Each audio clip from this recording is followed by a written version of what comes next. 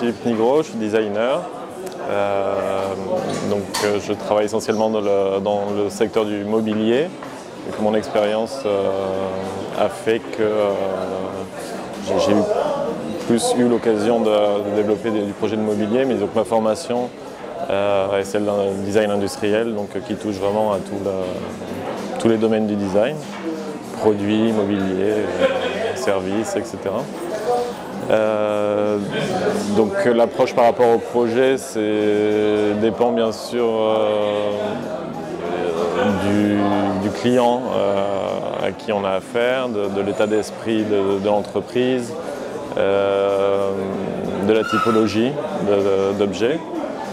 Disons qu'il n'y a pas tellement de règles à appliquer, disons que chaque projet est un cas particulier et c'est à moi, donc c'est au designer de trouver les clés pour correspondre au mieux, pour coller au mieux aux attentes de l'éditeur ou de l'entreprise et des besoins bien sûr à remplir, que l'objet doit remplir par rapport à de nouvelles fonctions, à de nouveaux matériaux.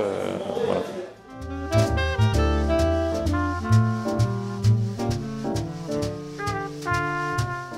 Alors, une pièce importante pour moi, ça a été le canapé Confluence pour Ligne Rosée. En fait, c'est un projet que j'avais développé il y a 4 ou 5 ans avec l'aide du VIA, qui est l'association de valorisation de l'innovation dans l'ameublement, une association financée par les industries du meuble en France.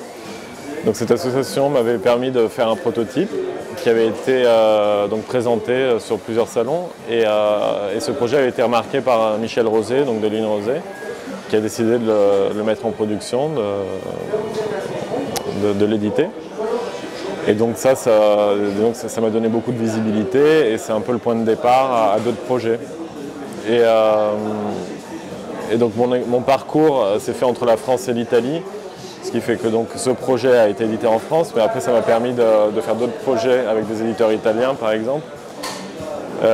Donc notamment Foscarini, j'ai fait une lampe, ou de Padova qui est une marque un peu une référence de l'édition de mobilier en Italie. Et puis dernièrement, un grand projet qui m'a pris 2 ans, mais qui m'a passionné parce que j'étais complètement immergé dans l'esprit de la marque. C'était une collection pour Hermès Maison. Donc une collection de 9 pièces qui ont été présentées au Salon du Meuble de Milan, qui s'appelle les nécessaires d'Hermès, et qui sont des pièces, des accessoires, en fait, des compléments. Pour l'intérieur, donc c'est plutôt des petits objets, des poufs, des porte-manteaux, des paravents, des choses comme ça, qui vont faire office de satellite autour des objets protagonistes qui sont les canapés, les tables, ou les objets encombrants. Voilà, c'est plus des objets qui vont remplir des petites fonctions autour de tout ça, quoi.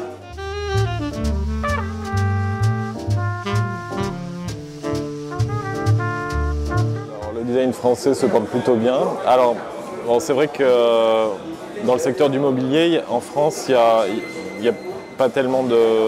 Enfin, il y a beaucoup moins, si on compare à l'Italie, d'éditeurs de mobilier. Mais disons que les designers français sont très cotés en Italie, bon, dans le monde en général, mais c'est vrai qu'il y a une reconnaissance de la qualité du projet, du concept élaboré par des Français. C'est peut-être dû à la formation que les designers ont eue, mais c'est vrai que c'est assez apprécié.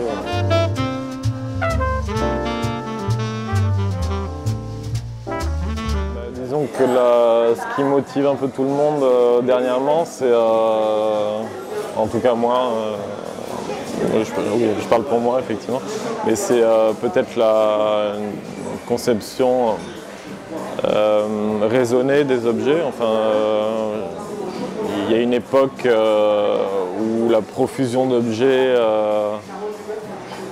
c'est plus d'actualité, dû voilà, au contexte économique, etc., la prise de conscience écologique, bref. Donc voilà, une sorte de conscience dans la conception et dans la fabrication aussi, donc de la part des éditeurs et des entreprises. Donc c'est peut-être une nouvelle, effectivement une nouvelle voie qui s'ouvre depuis quelques années, quoi.